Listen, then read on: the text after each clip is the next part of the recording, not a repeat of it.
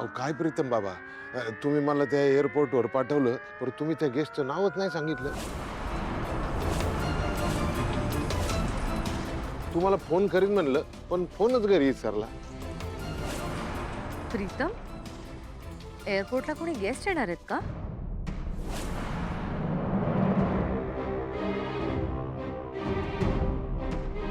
आई ते आपल्या ऑफिसचे गेस्ट आले होते.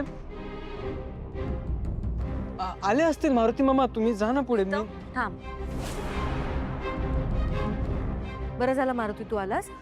गेस्टना आणायला कोणतरी दुसरं जाईल. हे बघ, ही स्थळ आहेत पारूसाठी. ती बघून घे, तुला कुठली आवडतायत ते, म्हणजे पुढची बोलणी करायला.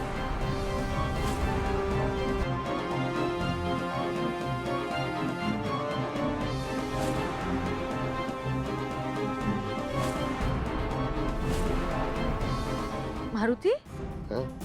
अरे ये ना, फोटो बघ. तिकडे काय उभा आहेस? हे बघ, तुला पारूसाठी कसा मुलगा हवाय ते सांगा. आईले मॅडम, त्या दिवशी तर तुम्ही मला म्हणाल्या होत्या. म्हणूनच मी बोलवलंय ना तुला इथे. तुला काय वाटलं मला पारूच्या लग्नाची काळजी नाहीये? मी पारूच्या लग्नासाठी मुलगा बघत नाहीये. मी माझा शब्द विसरले. तसं नाहीये मारुती. पारू मला माझ्या मुलीसारखीच आहे आणि तिच्यासाठी उत्तम मुलगा बघायचा आहे मला. त्यामुळे तू तिच्या लग्नाची काळजी अजिबात करू नकोस. पण आहिल्या मॅडम, तुम्हाला तर त्या आदित्य सर आणि पारूच्या नात्याबद्दल. मारुती, आदित्य आणि पारूच्या मैत्रीच्या नात्याबद्दल मला काहीच प्रॉब्लेम नाही. आपली दोन्ही मुलं अतिशय समजूतदार आहेत. त्यांना त्यांच्या मर्यादा माहिती आहेत. उलट तू पारूसाठी जो मुलगा पसंत करशील त्याची शहानिशा करण्यासाठी मी आदित्यलाच सांगणार आहे.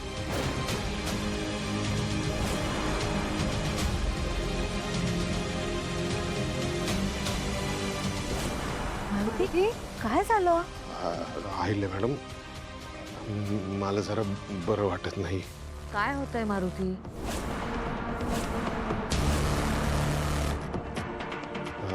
ते कुणीतरी मला असं उंचवर घेऊन जाऊन ढकलून दिल्यासारखं वाटतंय. कुणीतरी माझ्या पोटामध्ये असा गरम विस्तव टाकल्यासारखं वाटतंय.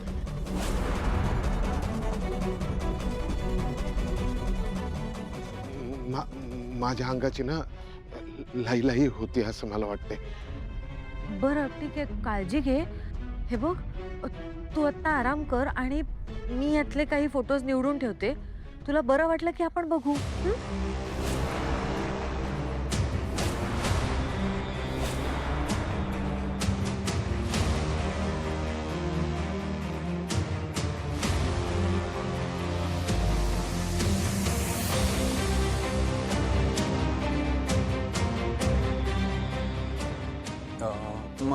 मारुती मामाला काय झालं मी बघून आलो. हो, मी पण आलो सर.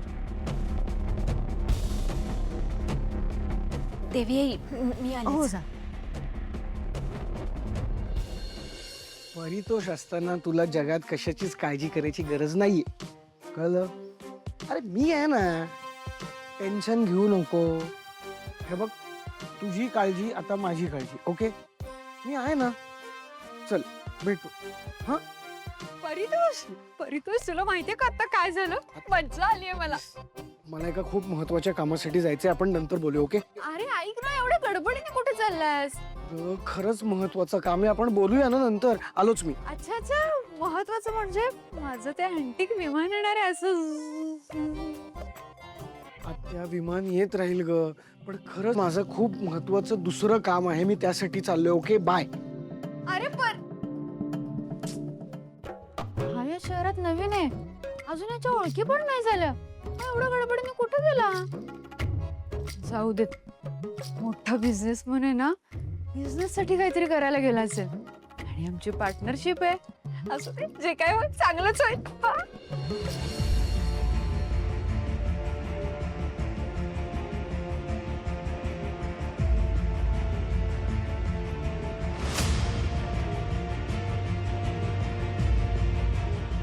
मामा मामा मामा प्लीज तुम्ही काही बोलायच्या आधी ना माझं ऐकून घ्या.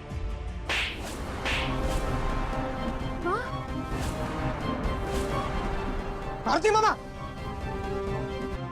काय करताय? तुम्हाला काय माहितीये का हे कोणी केलं, काय केलं, कसं? यात दादाची काही चूक नाहीये. त्यांनी तेच केलं जे मी त्याला सांगितलंय. चुप! एक शब्द पण ऐकून घेणार नाही मी तुमचा.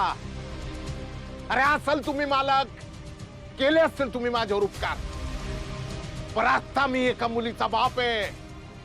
गरीब का असना पण पुरीचा बाप आहे.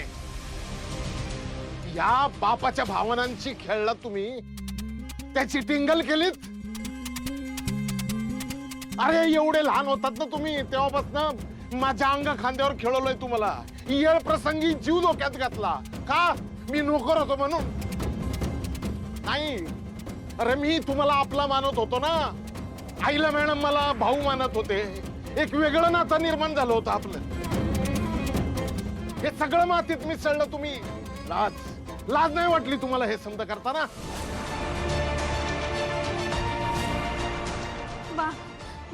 बा एक नाही बघ, तू तू तू समजतोय तसं अजिबात नाहीये. तू एकदा ऐकून तर घे ना त्यांचं. ए, जागा आहे का काही बोलायला? ऐका, गावाकडनं इथं आली तेव्हा एकच वाक्य 1000 वेळाला तुला सांगितलंय. अरे मोठी माणसं आहेत नाही, ह्यांचे पाय जमिनीला लागतच नाहीत. अरे ह्यांच्या दृष्टीने आपण खेळणं. त्यांचं मन भरते आपल्या बरोबर खेळतील, मन भरून झालं की फेकून देतील. अरे भावना कुठे आहेत त्यांना? भावना अरे एक वेळ ते ना स्वतःच्या ताटातलं उष्ट काढून देतील, प्रताप देणार नाहीत. मारू, आपण नोकर होतो, आपण नोकर आहोत आणि आपण नोकर राहणार.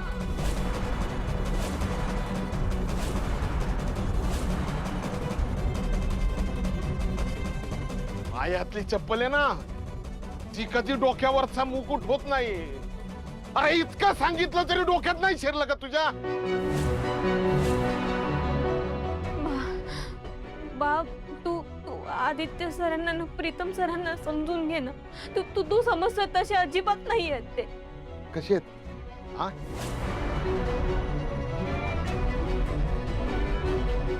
तू माझ्यापेक्षा मोठी आहेस का माझ्यापेक्षा जास्त पावसाळे बघितलेत तू? का यांच्या खेळ खंडोबामध्ये तू पण सामील होतीस? मामा तुमची काही चूक नाही. तिला तर काही माहिती नव्हतं.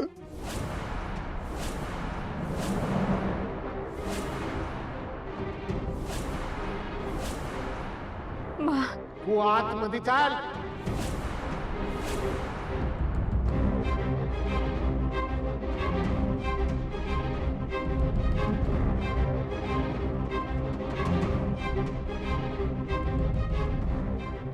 मनापासून माफी मागतो मामा तुमची, प्लीज. मला मान्य आहे की आम्ही खोटं बोललोय, पण तुम्हाला फसवण्याचा हेतू नव्हता हो. खरंच सांगतोय. तुम्ही मारूला घेऊन निघालात. तुम्हाला कसं थांबावं खरंच कळतच नाही. परत एकदा सांगतोय मामा तुम्हाला, माझं पारूवर खूप मनापासून प्रेम आहे. तिच्याशिवाय नाही राहू शकत.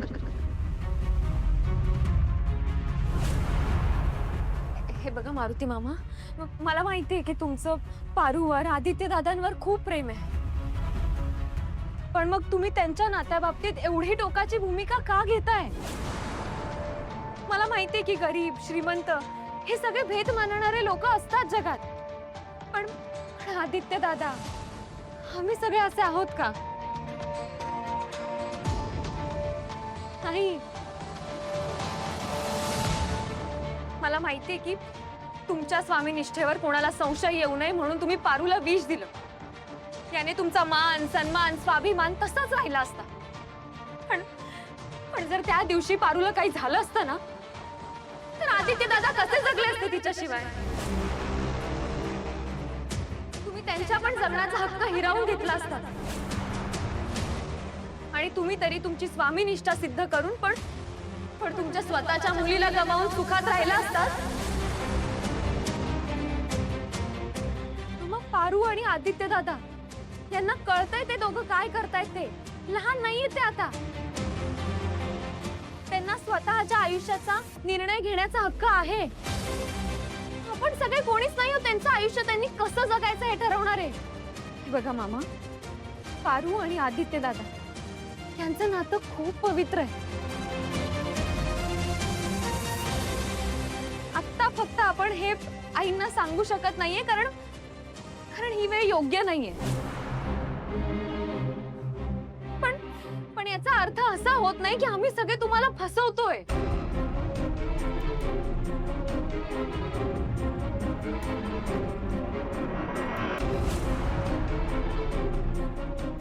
काय करून बसलो मी हे काय करून बसलो? अरे देवा, कुठल्या धर्मसंकटात अडकवलंय मला. एका बाजूला माझ्या मुलीचं प्रेम आणि एका बाजूला माझी स्वामीनिष्ठा सिद्ध करायला गेलो तर मुलीचा बाप म्हणून नालायक ठरतो मी. आणि माझ्या मुलीची बाजू घेतली तर खाल्ल्या मिठाला फसवतोय मी. अरे मग माझ्यासारख्या फाटक्या बापानी करायचं काय? अरे आता आम्ही गरीब होतोय, आमची चूक आहे का? माझ्या पोरीनं प्रेम केलं, माझी काय चूक आहे त्याच्यात? आता तुम्ही एवढे मोठे श्रीमंत, माझी काय चूक आहे याच्यात? अरे कोण श्रीमंत, प्रतिष्ठा, समाजाने ना अशी फुटपट्टी लावली आहे मोजमाप करायला. मग गरीब माणसाने करायचं काय करायचं काय गरीब माणसाने? नाही बघा, माझ्या आता लक्षात आलंय, मला सगळं कळतंय. बस माझं आता ठरलंय. तुम्हाला काय करायचं ना तुम्ही करा. तुम्ही शांत आजपासनं ह्यो मारुती काही बोलणार नाही, एकदम तोंड बंद ठेवणार. तुम्हाला करायचं ते करा, करायचं ते करा.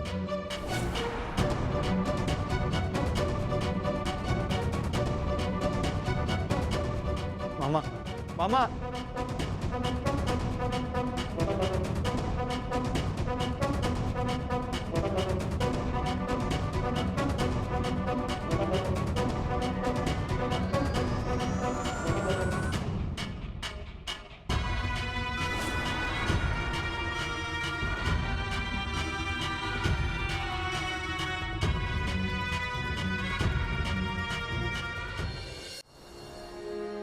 मस्त झाली बेटी आजची.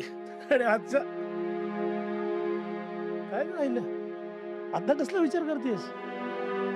श्रीकांत, आज आपण त्या मिसेस काटकरना बोलवलं होतं पारूसाठी स्थळ दाखवायला. हो, म्हणून मी पारू आणि मारुतीला सुद्धा बोलवून घेतलं. मग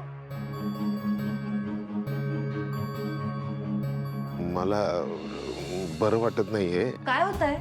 कुणीतरी मला असं उंचवर घेऊन जाऊन ढकलून दिल्यासारखं वाटतं. कुणीतरी माझ्या पोटामध्ये असा गरम विस्तव टाकल्यासारखं वाटतंय. माझ्या अंगाची ना लाई होती असं मला वाटतंय. त्यामुळे आजचं मारुतीचं वागणं मला खटकलं. एरवी पारूच्या लग्नाचा विषय निघाला की किती खुश होतो मारुती. मी पारूच्या लग्नाची काळजी करत नाही असं समजून माझ्यावर नाराज होऊन घर नोकरी सगळं सोडून निघाला होता ना. मग आज जेव्हा मी स्थळ दाखवत होते त्याला, तेव्हा गडबडला मारुती. म्हणजे त्याचा चेहराच पडला. त्याला आनंद व्हायला हवा होता खरं तर, पण त्याच्या चेहऱ्यावर आनंद दिसत नव्हता. म्हणजे वरवर तो शांत वाटत होता, पण आतमध्ये वादळ आहे असं वाटत होतं. इतकं बारकाईने लक्ष असतं का तुझं? श्रीकांत, उगाच का मी इतकं मोठं किर्लोस्कर साम्राज्य उभं केलंय? नाही, सहमत आहे मी, पण आता तुला जे वाटतंय ना तसं नसावं असं वाटतंय मला. म्हणजे विचार करता, आपल्याला एखादी मुलगी असती आणि आपल्या समोर कोणी तिच्या लग्नाचा विषय काढला असता तर आपणही नर्वस झालो असतो ना. अरे तो एका मुलीचा बाप आहे का? तू म्हणतोयस ते पण बरोबर आहे, पण मला मारुतीची काळजी वाटते रे. वहिनी मला हिची वहिनी आपला परितोष गायब आहे अहो. म्हणजे तो नाहीये कुठेच. आणि मी त्याला फोन लावला तर फोन पण लागत नाहीये. सकाळी केला अजून आला नाही वहिनी. मला ना खूप काळजी वाटते त्याची. हे शहर नवीन आहे हो त्याच्यासाठी. दामिनी, हे बघ, तो या शहरात जरी नवीन असला तरी तो इथे खूप लोकांना ओळखतो. कदाचित कोणाला तरी भेटायला गेला असेल. हा, हे बघ, तू काळजी करू नकोस, परितोष येईल. माझं विमान आणण्यापेक्षा कुठलं महत्वाचं काम असेल परितोषला? मला असं का वाटतंय परितोष आज काहीतरी मोठा बॉम्ब फोडणार आहे या घरावर. नाही माहिती. मी आले. काच काळजी करते. मी चुकले. मी हे समजा आधीच बाला सांगायला पाहिजे होतं. लई मोठी चूक झाली माझ्या हातनं. नाही पारू, तुझी काही चूक नाहीये. ना तू चुकली आहेस ना मी चुकलो.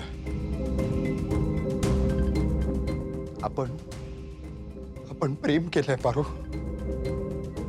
आपलं नातं खूप पवित्र आहे. पण दुर्दैव हे आहे की आपण हे आपल्याच घरच्यांना समजून सांगू शकत नाही. नाही तेव्हा मारुती मामा पण किती यार समजून घेतो, समजूतदारपणे वागतो. आताच त्याला काय झालंय कळत नाही. माझ्यामुळं माझ्या बाला किती त्रास होतोय. माझ्या वागण्याचा त्रास होतोय बाला. मी इकडे यायच्या आधी बालाही खुश होता. मी इकडे आल्यापासून माझ्यामुळं बाचं समज सुख हरवून गेलंय. सॉरी, पण मला असं वाटत नाही. उलट त्या मारुती मामाच्या आडमोठेपणामुळे आपल्या सगळ्यांना किती त्रास होतो ते दिसत नाहीये का?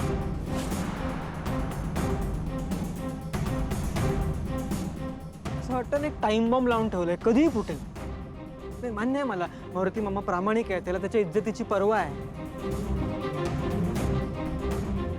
म्हणून त्यांनी स्वतःच्या मुलीलाच विष द्यायचं. आणि हे पारू, जर त्यालाच तुझी पर्वा नाहीये मग तू का विचार करतेस त्याचा? प्रीतम सर, बा हाय त्यो माझा. आणि माझ्या बाच्या बाबतीत मी एक सुद्धा वाकडा शब्द ऐकून घेणार नाही. मग समोर कोणी बी असू दे. सॉरी, चुकलं माझं. बस अरे, तुला आठवतंय आपण प्रियाच्या गावी गेलो होतो, तिथे सया मामाने सुद्धा असाच आडमुठेपणा केला होता. पण तू त्याला समजावलं होतंस, त्याला त्याच्या चुकीची जाणीव करून दिली होतीस. तो सुद्धा एक बापच होता. म्हणून मला वाटतंय की मारुती मामा चुकलाय.